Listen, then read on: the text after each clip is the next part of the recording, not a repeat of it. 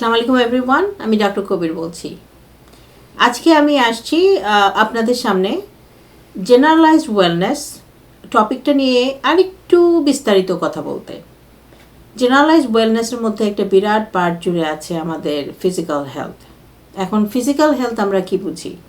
Physical health depend করে অনেক কিছুর উপরে, আমাদের রেস, আমাদের কালচার, আমাদের ফুড হ্যাবিট, আমাদের লাইফস্টাইল, এবং সবচেয়ে বড় কথা আমরা কী ভাবি এই ফিজিক্যাল হেলথটা নিয়ে, আমরা কিভাবে এটা প্ল্যান করছি, কিভাবে এটা অর্গানাইজ করছি, কিভাবে আমরা এটার ভিশন হচ্ছে আমাদের যে আমরা এই ধরনের স্বাস্থ্য চাই। আমাদের গোলের উপর ডিপেন্ড করছে আমরা কিভাবে আমাদের লাইফ কাটাবো।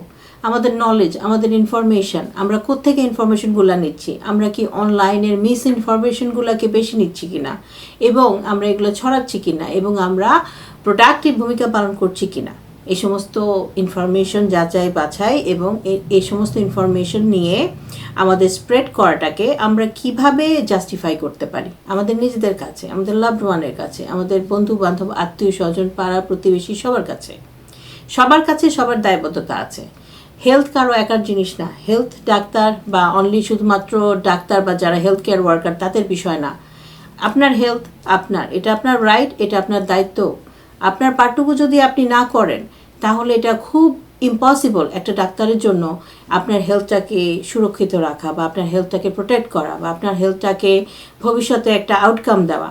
সেই জন্য it has to be a team work.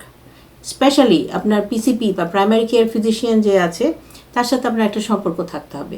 এই সম্পর্কটা হইতে হবে বেস, এবং এই সম্পর্কের উপর বেস করে আপনি আপনার হেলথটাকে বিল্ড করবেন। এখন সেটা হতে পারে 1 বছরে, সেটা হতে পারে 6 মাসে, বা সেটা হতে পারে কয়েকদিনে। ডিপেন্ডস অন আপনি এবং আপনার ডাক্তারের উপরে। সো বেসিক্যালি আমি যেটা বলতে চাচ্ছি, একটা ভালো ফিজিক্যাল হেলথের জন্য আপনার দরকার একজন ভালো পিসিপি, যে আপনাকে বুঝতে পারে, যে বুঝতে পারে আপনি কোন জিনিসটা করতে চান, যে বুঝতে পারে আপনি কী চান এবং সেই অনুযায়ী কাজ করে।